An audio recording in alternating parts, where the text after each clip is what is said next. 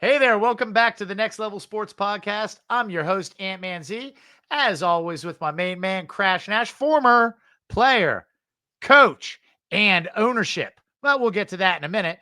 What we're going to talk about today is the Philadelphia Eagles, your reigning Super Bowl champion, Philadelphia Eagles. Do they have the manpower to pull off another Super Bowl run? And we're going to look at their offseason additions and losses, see if that helped them or hurt them. And at the end of the show, we're also going to give you our fantasy predictions. Is there some players on this team that you got to have on your fantasy? We hope you stick around to watch it all. This is Next Level Sports. Crash, what are your opening thoughts on the Philadelphia Eagles going into this season? I'm pretty impressed with the run they did last year. I wish I would have threw my intuition on them early in the season as a future pick. I'm going to be honest with you. They surpassed all expectations. Sure did. I think when you look at it, right, it's centered around one player. Of course, Jalen Hurts is the most important player on that team because as he goes, so go the Philadelphia Eagles. You saw that when he played well, they play well. When he had some games where he struggled, they had a little bit of a lull in the season where they didn't do so well. But the guy that really put the team on the back and was the difference maker was Saquon Barkley coming over from the New York Giants. I love me some Saquon, man. When he was over with the Eagles, I was like, man, if this dude was anywhere else, right? Yeah. Yep. And I'll tell you right now, I'll cheat. I'll give everyone a little forward advance. If you have the number one pick in your fantasy draft this year, you better take Saquon Barkley. He's going to do it again. The guy does it all. Not only does he score touchdowns and he's going to get you a ton of yards, he's one of those unique backs that's going to look at 10 to 15 catches out of the backfield in each game. And if you have one of those points per catch leagues, you're going to be scoring points with him left and right. He's the overall number one pick. Not so fast, Ant-Man Z. This is where Crash gets you. Listen, folks, I do my homework, right? Because I told you, I promised you, we're going to give you the best of the best. That means we work, we research. Crash is always in the film room. He's always researching. Let me give you something. Oh, yeah, you may not have known. Here we go. We talk about trends in football or sports, right? We talk a lot about trends. Okay, here's one. The 2,000-yard curse, Ant-Man Z. I don't think you did your homework. Hey, look at the following season of the NFL elites. The following years. Let me put my John Henrys up. O.J. Simpson, God rest your soul, if I may say that. Buffalo Bills, 1973, after his historic 2003 season, a 14-game schedule, Simpson dipped in 1974. He played 14 games, rushing only for 1,125 yards, only 3 touchdowns. Stark contrast from his previous year of 12. Let's go to Eric Dickerson. Los Angeles Rams, 1984. Here's some historical facts for you guys out there. The NFL single-season rushing king, 2,105 yards. Dickerson saw a notable drop in his output the following year. He missed his first 2 games of this season, finished with, check this out, only 1,234 yards. Barry Sanders, the great Barry, following his spectacular 2,053-yard season, Sanders had a productive but less remarkable 1998 season. He played only 16 games and rushed for 1,491. Now, let me pause you right there, Crash. Just thinking about that, 1,400 yards is an off season for Barry Sanders. We'll just throw that out there. That's how good he was. But who else you got? I'm thinking TD's next on that list, right? TD's a 2,000-yard runner. You talking about Terrell Davis? Yeah. He's the next one up, and he got. In fact, that year he was after his 2008 MVP season. Do y'all remember this? We're going back in time. Yep. In 1999, he suffered a devastating tear of the anterior ligament ACL. Tore that ACL. Yeah. And MCL. Remember that? Oh, it's a double. Yeah. Yeah. So he only finished with 211 yards and 2 touchdowns. Yeah. Who's the last? There's some more. Who's the last 1, 2, 3, 4? I'll give you a hint. The team I used to love. Used to love? I'll get to that in a minute. Okay. Well, I mean, I know you got your Detroit Lions. That's still your because team. he's a key piece in the Eagles offense, but we'll get to that in a minute. Okay. Jamal Lewis. Okay, right. Baltimore Ravens. He Jamal rushed Lewis. for 2,000. The next season, only 1,000 yards, 7 touchdowns. Wow, he really never DJ came back from that. 2000, baby, one of my favorite running backs of all time. Yeah. Thunder and lightning, the blazing speed. Maybe one of the fastest NFL players ever. One of them. He rushed for 2006, and then he dropped down the next year at 1364. AP, Adrian Peterson. Yep. In a remarkable comeback. Oh, this, you know what? This moved me, dude. Remember the ACL tear he had, and then he came back and rushed for 2,000 yards. Following season, then he only played 14 games and rushed for a drop down to 1266. Still not bad for 14 games. Last one. Who is it? The last person to rush for over 2,000. Geez, you got me there, Crash. Who is it? I thought we've exhausted the list. Who do we got left? The other Tennessee Titan, Derrick Henry. Now former Titan and Raven. And didn't he he rushed for 2,027 yards, and then he followed up with only in the 2020 was cut short by, again, a foot injury.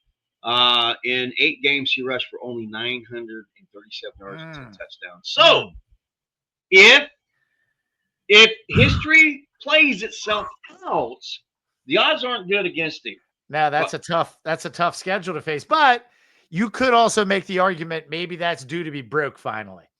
I still think he's going to get 1,500-ish yards. He's going to get 15 plus touchdowns. And here's the key for fantasy sports. He's going to grab 50 catches out of the backfield, barring injury. Injury is the number one thing that can really set a team back. And you know what? We just did a segment on the Kansas City Chiefs.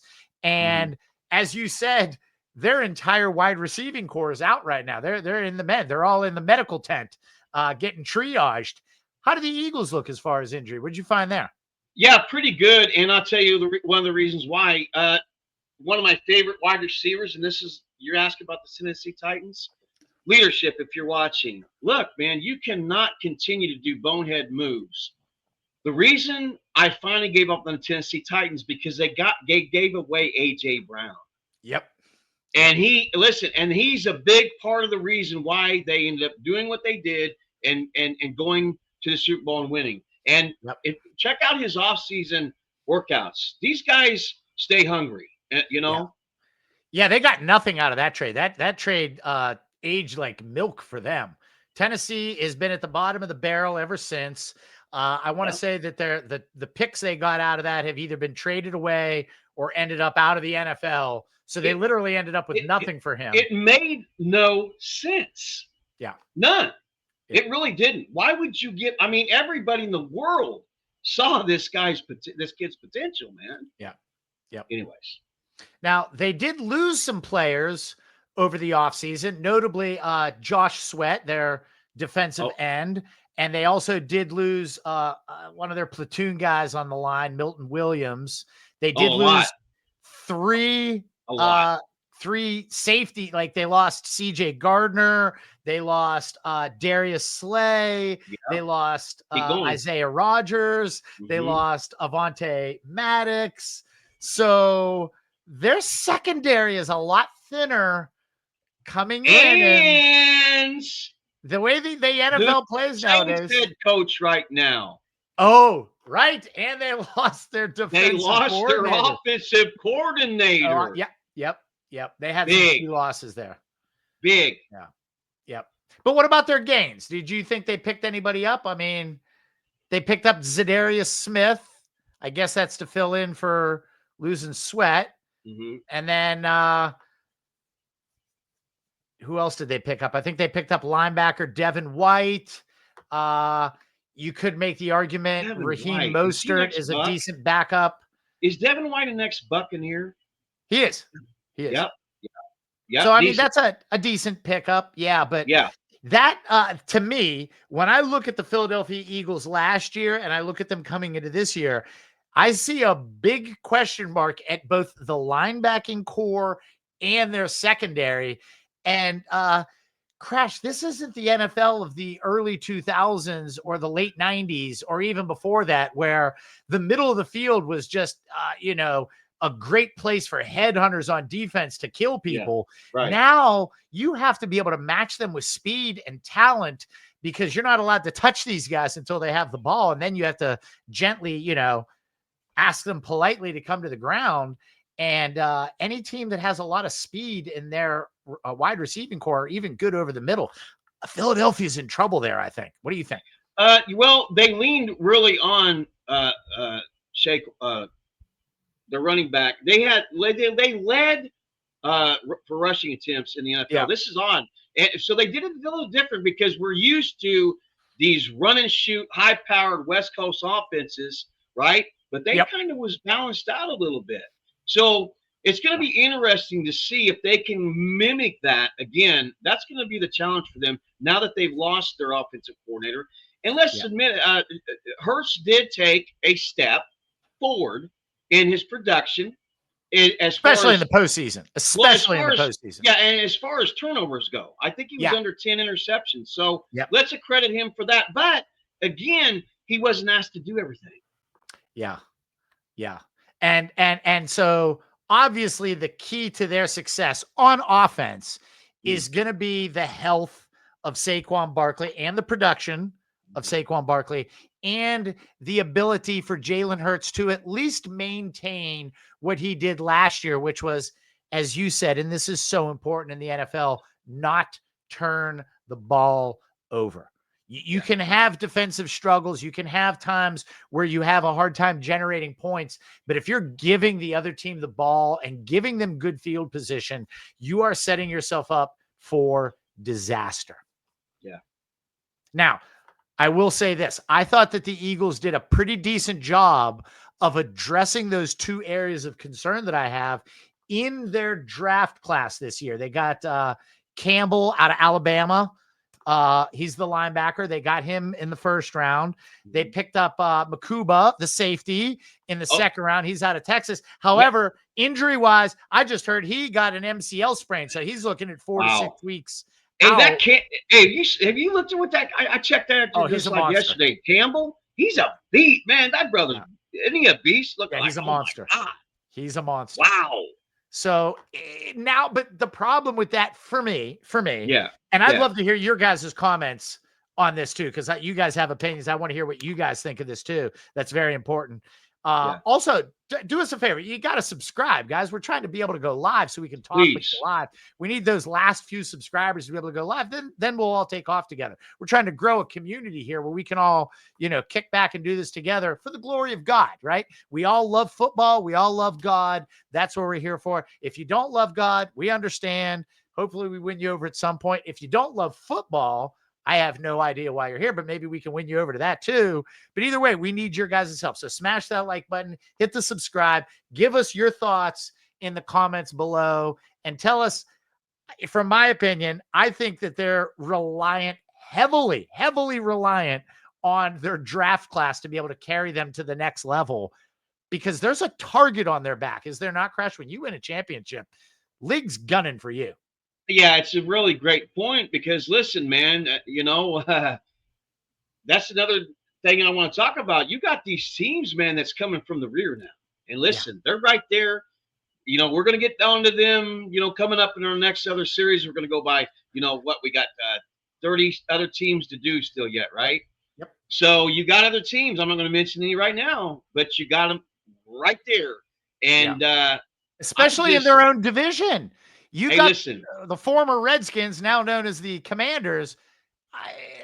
You got to play them twice.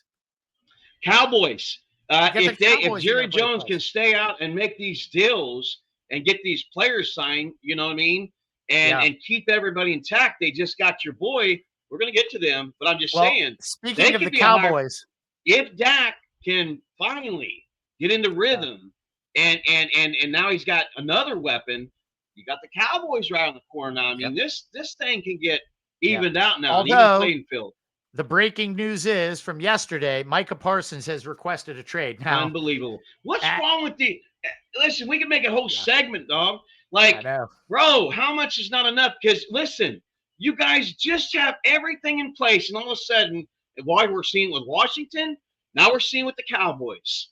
You know what? There's no wisdom in it, bro. No, there isn't, but I'll tell you what. I heard a rumor, whether it's true or not, I don't know.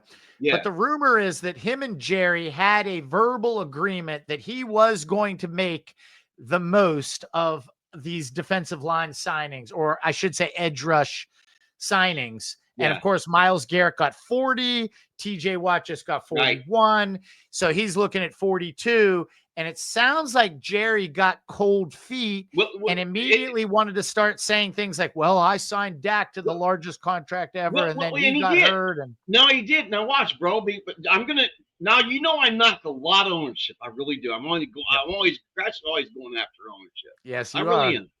But let me say something about being involved yourself. You should. And for a guy that always says, I was 9 years old when I first picked up a football, I wanted to always be an NFL football player. Listen, bro. See, my pro football players, I'm going to add this in there. They don't get paid. We play for the love of the game. Right. And it irritates a guy like me when I hear this, because here's the deal. Manipulation. What they're doing is, man, they see it and they go, oh, well, I can get more. So I guess I'll just go ahead and be selfish, self-centered, and I'll just go ahead and play the ownership. I'll play everybody else, and I'll sit back and I'll make more. Is it worth it? You're going to cost yourself and a team and your whole city a Super Bowl. Really?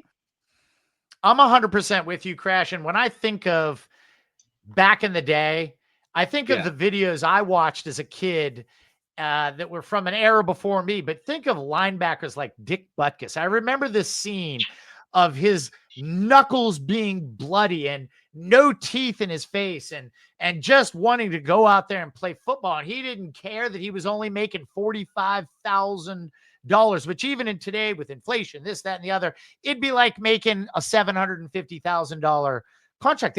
It'd be like nothing. And they still did it for the love of the game. Now, but Crash, there's a counter argument to that in that these owners with the TV deals and the TV revenue and the amount that they charge for paraphernalia and the endorsements, and these guys are making billions and billions of dollars. The Dallas Cowboy franchise is worth over $12 billion. How do you not pay one of your star players the amount of money? Now, I think, let me quickly add this before you give your thoughts. I think the ones that are hurting the most are us, the fans, because you've put the price of a jersey, of a ticket, of even a hot dog at the stadium out of reach for most people. You know, you used to be able to go to a football game with $100. That would get you a hat in the game and a meal, maybe even a beer if you were old enough to drink one, and $100 was good. Crash, $100 barely pays for your parking anymore. Okay, but what I'm trying to say is, bro, is this. Watch. We just talked about Mahomes. He actually took a pay cut. Okay, so they can make more room. Yeah. All right, now watch. And all I'm saying is about the Parsons situation, right? Yeah. If there was an offer on the table, take it. It's there. But what he did was he saw leverage where he saw somebody else get more. Okay? Yep. Instead of just honoring the contract and saying, God, thank you for blessing me. Let me ride with this. Okay? But I don't even think they gave him an offer. I don't think they gave him one yet. It's the timing. It's the timing, bro. Well, I don't know. Let me bring us back full circle. That's where you and I don't have the advantage as some other buddy that has we don't know what's going on. So we're assuming, okay? Yep. But speaking of assuming, let's bring it back to the Eagles. I'd said all that to say, I get hyper, man, on this topic. Here's my thought process. They've poached all the great players out of their own division over the last 5 years. What are the chances they nail a guy like him? I mean, that would be an amazing addition to put on their defensive line. Could you see him in an Eagles uniform? Oh, wow. Well, they'd have to mortgage their future against it, but I think that they're in a win now mode also. Are they not? Oh, God, could you imagine? No, I'm going somewhere else. I'm thinking about the Raiders. I'm thinking about who has a great defensive end, edge rusher, that they could put on the other side of it. Oh, my God. Yeah. I'm just sorry. My mind went somewhere else. Well, but the Philadelphia Eagles are going to have to rely on their defense this year to get it done. They're not going to make a move, bro. They're not going to make a move for probably not. I don't know. I don't think probably because they don't want to mortgage their future. It would take at least 2 first-round draft picks, maybe 3. Yeah. It would be similar to the Khalil Mack situation, but if I'm a Philadelphia Eagle fan, I'm probably making some memes with him in an Eagles uniform just to see how it looks. Because someone can at least fantasize, can't they, Crash? Yeah, absolutely. I see what you're saying. I mean, I mean, when is the cutoff time on this? When can you? Oh, they've got all the way to the trade deadline, but I think I want to say Parsons was a hold in. He was in camp in good faith, thinking he was going to get a contract, and that hasn't materialized. He might just turn into a hold out now, where he's done and doesn't show up until they trade him. And we'll have to see where he goes. Man. I hate when that happens, man. You know what I mean? I just hate it. So again, we don't know, and I don't know. You see, maybe you do know something. No, Did Jerry not put something on the table? Like I said, we're fantasizing, and that brings us to our next segment. If we're going to fantasize, let's look at the Philadelphia Eagles players who we think are going to make a fantasy impact. You already heard my take. I still like Saquon as the number 1 pick overall. If he's not number 1, if he's there at number 2, you take him, because somebody might take Jahmyr Gibbs at number 1. But you got it. Those 2 guys are 1 and 2. What do you think? Minus the curse. Who else? No, it's still Saquon, man. I mean, they're going to have to lean on him heavily. You know what I mean? They're still going to have to lean on him, bro. Yeah, absolutely. He's another brother too, by the way. He's another firm believer in God, and he's not ashamed of the gospel of Christ. He's a beast, dog. Hey, his off. There is no off season for him. You know what? Speaking of that, they actually have a triple-headed beast there, do they not? Their 3 best offensive players, I think, are arguably top 10 players in that league. Now, if you're in a 2-quarterback league, I think you wait on Jalen Hurts, but you got the dual threat in Jalen Hurts. He's going to throw the ball. He's going to get 20 touchdowns in the air. He's also going to run the ball. He's going to have at least 10 touchdowns on the ground. He's a goal line asset. They said, okay. The owner said, keep the tush push. Who uses that more than anyone, Crash? Yeah, and Kellen and the head coach that left, the offensive coordinator, I mean, you know, he saw that. He's like, listen. And that's what I was saying. We're going more to that. These quarterbacks now, the dual threats, the old days of the pocket passers. I'm not saying, but how much? Yeah, Tom Brady got out at the right time, did he not? I mean, because it's so. We talked about that. It is very hard to defend, bro. Yep. It puts a whole nother element in the offense. Yep. And that's what Jalen Hurts bring to the table. So I think he's a good fantasy guy. I like him as a QB1 in most leagues. If he's sitting there, if the top quarterbacks, Josh Allen's going to be gone first. Lamar Jackson's going to be gone second. I thought he looked great, man. I did in the postseason. I see him going up. Yeah, because I think, like you said, they're going to have to rely heavily on Saquon. I think they have to rely even more heavily on Jalen Hurts. He's got a guy you mentioned earlier. Hold on, a guy you mentioned earlier. One of your favorite players. Another Christian, by the way. Man, that guy loves to catch the ball. A.J. Brown, bro. I think he's a top 5 receiver in the league. He's a beast, bro. And listen, let me share this as well. Here's some food for thought. What happens whenever they lose defensive players like this? What happens then to their offense? Yeah, you see shootouts. Yep. So they might have to get away from what they did last year. They might find themselves playing comeback in some games. You don't know. So what happens? It's good for fantasy. There it is. Yep, it's going to be good for fantasy. There so it guys, is. you I can hear see Crash on this one. Yeah, I can see that happening with the acceleration of Washington and Daniels and some of these other teams that's coming up from the rear. Chicago, Dallas. I can see, and the rivals. I can see these guys getting in shootouts. And I was going to say, you know what? They showed that they can do that. If what we assessed is going to come to fruition, which is that their secondary is going to be weak and that they're going to be giving up points, they might already be coming into this season. Sirianni's not an idiot. He's probably already looking at things and saying, we need to just Crash. I don't mean to boil down football to the basic most elements. No, but you have to score more points. You have to. You have to. All the details matter, bro. You know what I mean? You have to. Yeah. If you really want a wise assumption or prediction or your perception of things, you've got to dissect it. You got to sometimes overanalyze it. You know what I mean? And narrow it down to all the details matter. You know what I mean? Yep. Speaking of prediction, give me yours. Where do they end? Let's talk NFC East first, Because that's going to be a tough division. What do you think?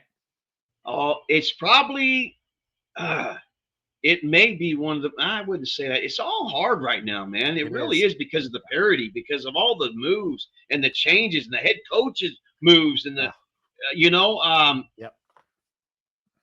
Bro, I'm going to say this, just like the Chiefs. I don't believe they'll make it back. I don't think they'll repeat.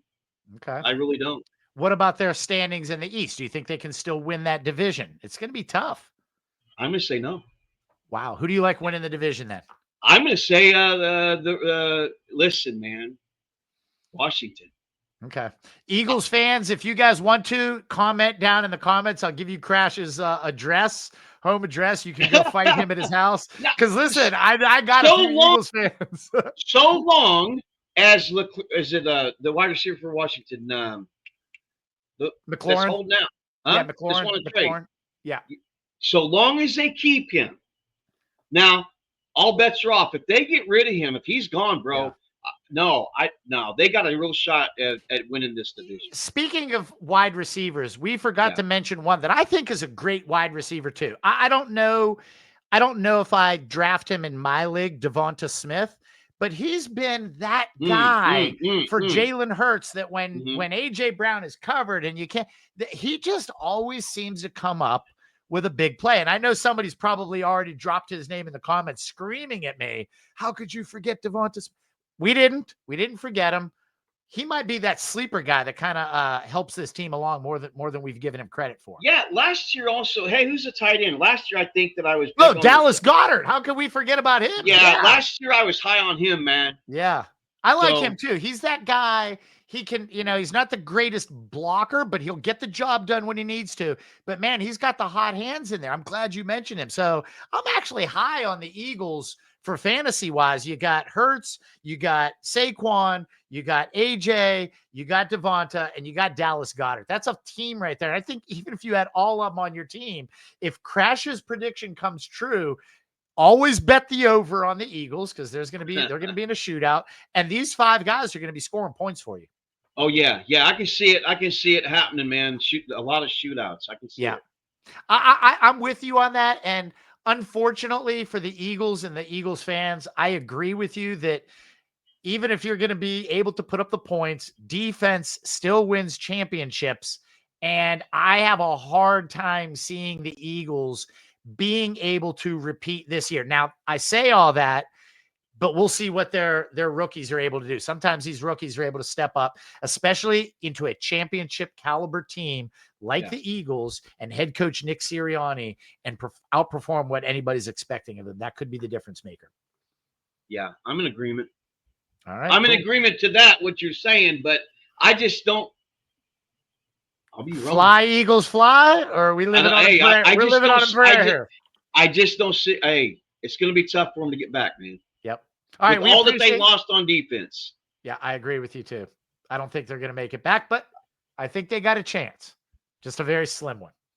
All right, guys, we got 30 more of these to do. We're going to be breaking down your favorite teams. We're glad, and thank you for those of you that stuck with us to the end. I hope you appreciated our insight tonight.